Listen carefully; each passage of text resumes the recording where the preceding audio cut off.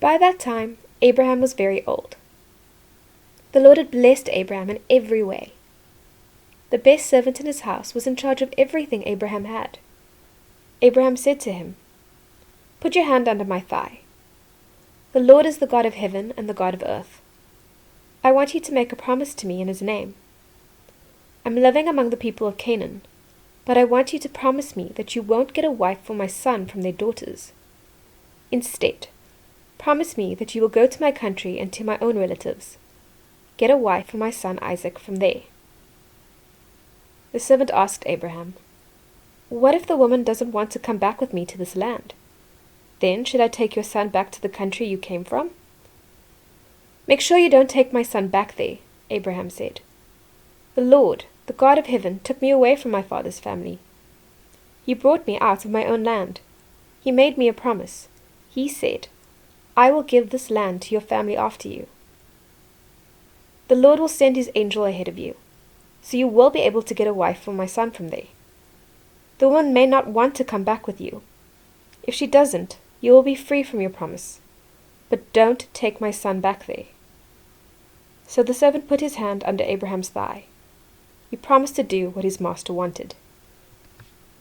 The servant chose 10 of his master's camels and left.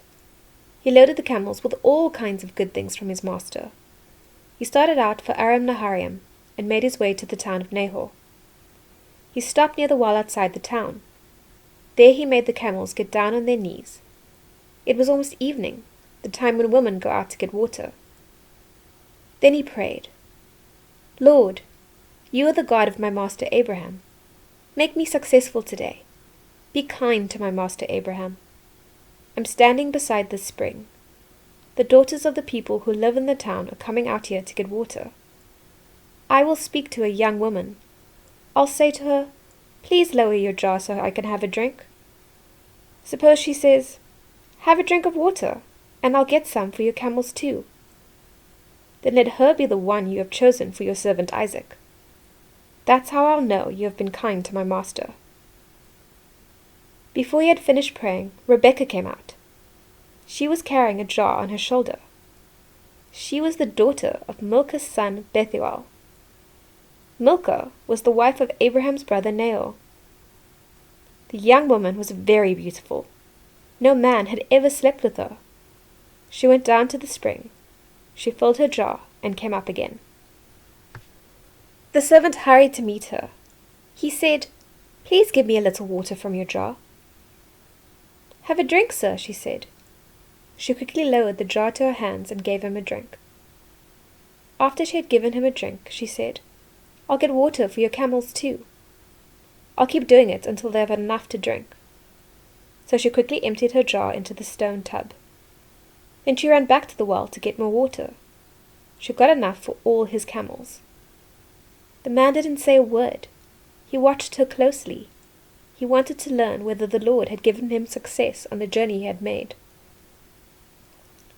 The camels finished drinking. Then the man took out a gold nose ring. It weighed about 1/5 of an ounce. He also took out 2 gold bracelets. They weighed about 4 ounces. Then he asked, "Whose daughter are you? And please tell me something else. Is there room in your father's house for us? Can we spend the night there?" She answered, "I'm the daughter of Bethuel. He's the son Milcah had by Nahor." She continued, "We have plenty of straw and feed for your camels. We also have room for you to spend the night." Then the man bowed down and worshipped the Lord. He said, "I praise the Lord, the God of my master Abraham. The Lord hasn't stopped being kind and faithful to my master. The Lord has led me on this journey. He has brought me to the house of my master's relatives." The young woman ran home. She told her mother's family what had happened. Rebekah had a brother named Laban. He hurried out to the spring to meet the man. Laban had seen the nose ring. He had seen the bracelets on his sister's arms, and he had heard Rebekah tell what the man had said to her. So Laban went out to the man. He found him standing by the camels near the spring. "The Lord has given you his blessing," he said. "So come with me. Why are you standing out here? I've prepared my house for you. I also have a place for the camels." So the man went to the house. The camels were unloaded. Straw and feed were brought for the camels, and water was brought for him and his men to wash their feet. Then food was placed in front of him. But he said, "I won't eat until I've told you what I have to say." "Then tell us," Laban said. So he said, "I am Abraham's servant. The Lord has blessed my master greatly, and he has become rich. The Lord has given him sheep and cattle, silver and gold. He has also given him male and female servants, camels and donkeys. My master's wife Sarah had a son by him when she was old. He has given that son everything he owns. My master made me promise him. He said, 'I'm living in the land of the people of Canaan, but promise me that you won't get a wife for my son from their daughters. Instead, go to my father's family and to my own relatives. Get a wife for my son there.'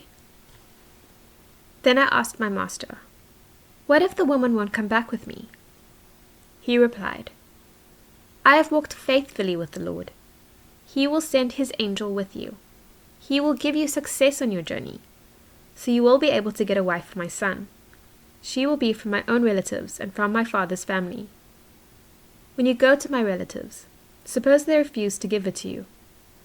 Then you will be free from the promise you made to me.' Today I came to the spring.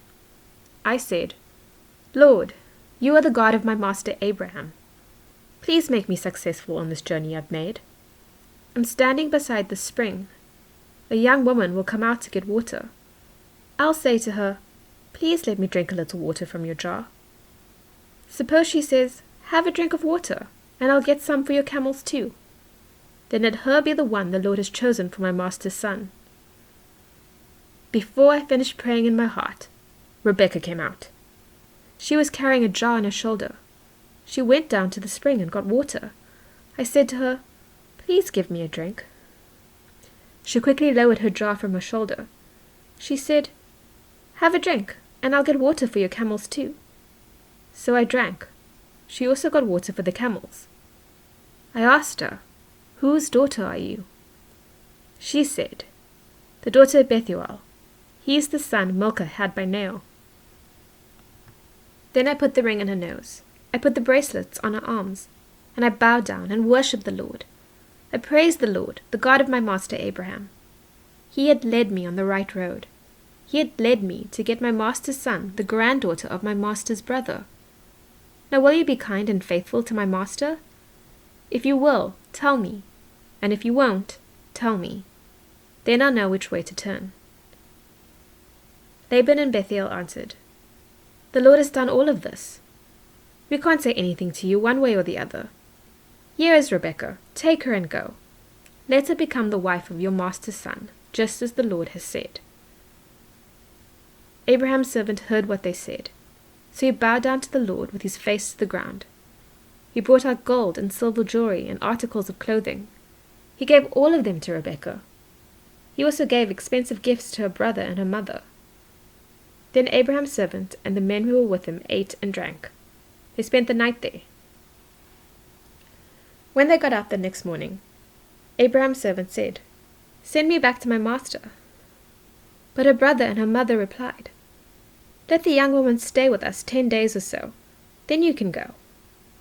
But he said to them, "Don't make me wait. The Lord has given me success on my journey. Send me on my way so I can go to my master." Then they said, "Let's get Rebekah and ask her about it." So they sent for her and asked, "Will you go with this man?" "Yes, I'll go," she said. So they sent their sister Rebekah on her way with Abraham's servant and his men. They also sent Rebekah's servant with her, and they gave Rebekah their blessing. They said to her, "Dear sister, may your family grow by thousands and thousands. May they take over the cities of their enemies." Then Rebekah and her female servants got ready. They got on their camels to go back with the man. So Abraham's servant took Rebekah and left. By that time, Isaac had come from Beer Lahai-roi. He was living in the Negev desert. One evening, he went out to the field. He wanted to spend some time thinking. When he looked up, he saw camels approaching. Rebekah also looked up and saw Isaac. She got down from her camel. She asked her servant, "Who is that man in the field coming to meet us?" "He's my master," the servant answered. So she covered her face with her veil. Then the servant told Isaac everything he had done. Isaac brought Rebekah into the tent that had belonged to his mother Sarah, and he married Rebekah. She became his wife, and he loved her. So Isaac was comforted after his mother died.